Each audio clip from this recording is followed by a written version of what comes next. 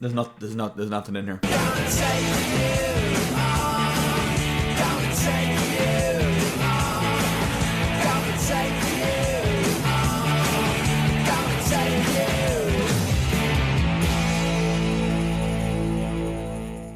Hello guys, how are you getting on? My name's Aaron Kelly and you're very welcome back to another episode of The Verdict. We're back finally talking about everyone's favourite league, the League of Ireland. And you know what we're going to do today, folks? We're going to switch up the format ever so slightly. I'm going to talk about the games, but we're also going to look at the highlights as we're talking about the games. Yes, we're switching it up, lads. We're going to do that, and hopefully I don't get nicked by the copyright police. Let's do it. Starting off with the game at Eamon DC Park, and we're going to start off with Galway and their win over Derry City. They take the lead through this absolute wonder strike from David Hurley. I mean, the fact that he even thinks to come back and strike that ball as it's coming back off the wall is absolutely ridiculous from him. A superb strike to give Galway the lead. Derry then find themselves level through this goal by James Clark, and it's a really good individual goal. A player who's kind of, to be fair, similar to a lot of the new faces in it, Derry struggled to kind of get going, but that was a superb individual goal to bring Derry level.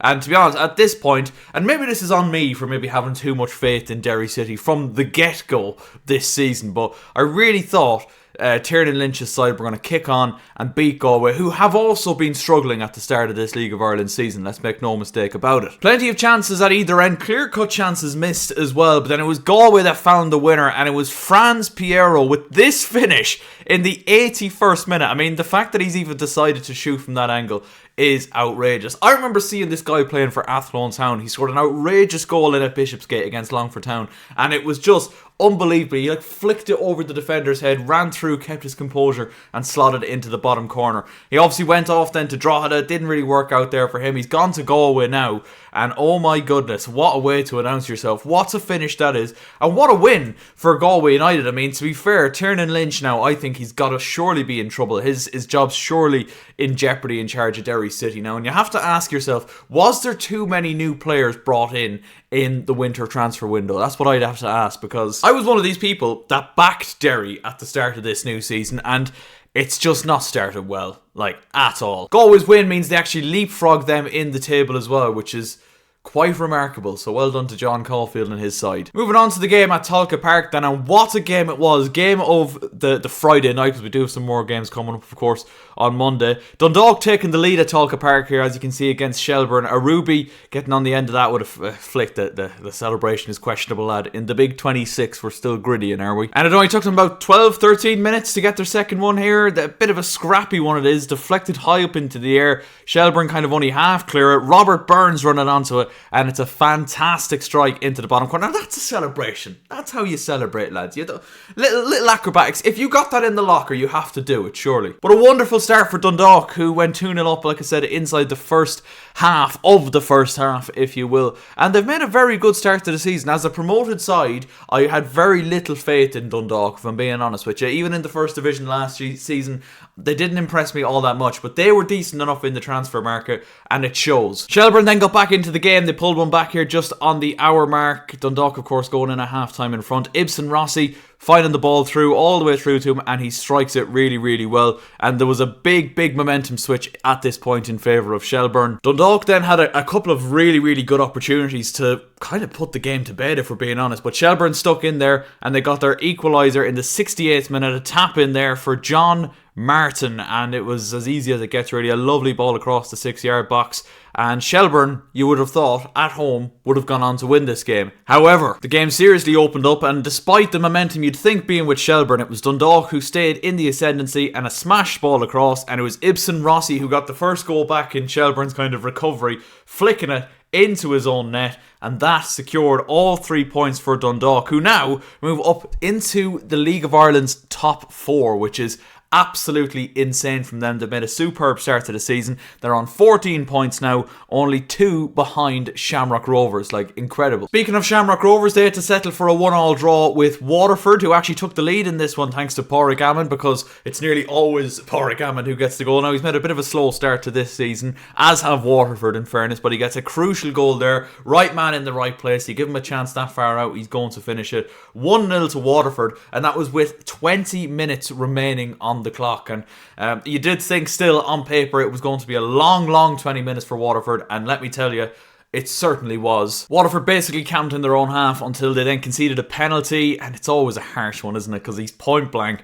It very much reminds me of the Champions League final one from 2019. Yes, it's still a penalty because the Waterford defender's hand is out, I suppose. But Graham Burke there just kind of chips it up onto his hand. Not a huge amount he can do about it, is there? But penalty given. And as you would expect, Graham Burke stepped up himself, and he made absolutely no mistake with the penalty, a fine penalty into the bottom left. And I really thought Rovers were going to go on and win this one, and it was a very dominant and backs against the wall Waterford performance for the last 10-15 minutes or so, but they stuck it out, including 6 added minutes here, as you can see. But a big point for Waterford, who've really struggled at the start of this season, it's fair to say. They're still winless after 9 games and remain bottom of the table on just 3 points. Speaking of a struggle, this game was a bit of a struggle of a watch, a 0-0 draw between Drogheda and Bohs, so there won't be a huge amount to talk about in this one. There was a lengthy stoppage for a head injury for Shane Farrell, of course, but that was kind of the main talking point of this game. Couple of chances, free kick here early on in the game, forcing a good save out of Sharaska in the Bohemians' goal. It was a dominant start to the game by Drogheda, but Colm Whelan missing what was arguably, I mean not even arguably, surely that's a chance of the game. And you never felt like, and that this might end up being Bohemians' Achilles heel when it comes to a title race, I suppose, this season. That lack of a clinical edge going forward. We've seen it on match day 1 against Pats with Connor Parsons missing those 2 really early chances. Colm Whelan on this occasion finds himself 1-on-1 with Luke Dennison, and he can't finish it after a dreadful mistake at the back here from Drogheda. Whelan finds himself 1v1. He needs to be finishing that. If you're starting up front for a, like I said, potential title challenger, as Bohs might like to think they are, that was a big chance missed. Moving on then to the final game in the Premier Division, and St. Pat's are top of the league now. They beat Sligo by 4-1. Sligo actually taking the lead here thanks to this goal from Meekison. Definitely didn't mean an absolute inch of it. Meekison, it takes a huge deflection. He's clearly just trying to lift that ball kind of back into an area. It does take a big nick, and yeah, not an awful lot Joey Anang could do in the Pats goal. And that lead lasted all of 10 minutes, if even, before Pats did get their equaliser. Lovely ball across, free header for Palmer, and it's a fine header as well. Not an awful lot of pace on the cross, he has to generate an awful lot of it himself, but it's a fine header to bring Pats level in this one. And it's fair to say they kind of just kicked on from here. Lots of chances again. Big opportunity here. Good save by Sargent in the Sligo goal, but it was a bit of an onslaught from this point for St. Pat's. Pats did take the lead then just after the half-hour mark, and it was Edmondson. This ball was smashed across. First time, really good ball into the box, really inviting, and again, he's left completely unmarked in the middle by Sligo, you'd have to say, but there he is. Absolutely tap in to give Pats the lead. They'd argue they probably should have been 3-1 up before half-time, but it was 3-1 just after half-time then, and it was Anto Breslin there getting around Sargent. Nice little fake out here as he goes to shoot, tips it around him and into the back of the net, 3-1, and you never really thought, at this point, particularly with the form Sligo have been in, that Pats were going to throw this one away. They did end up getting their 4th goal, really good save there from Sargent as he tips that one around the post, but it was Darren Nugent that wrapped it up. Calamitous defending there by Sligo. The keeper slips as well, and then Nugent taps it in. Really calm, composed finish, but I don't know what the hell is going on at the back there from Sligo. Really calm finish though by Nugent, and with 14 minutes to play, that was easily game over. And a big win for Pats to take them to the top of the SSE Airtricity Men's Premier Division. Do I think they'll stay there? It's hard to say at this point. It's looking like a tight title race, but then again, we're only 9 games in.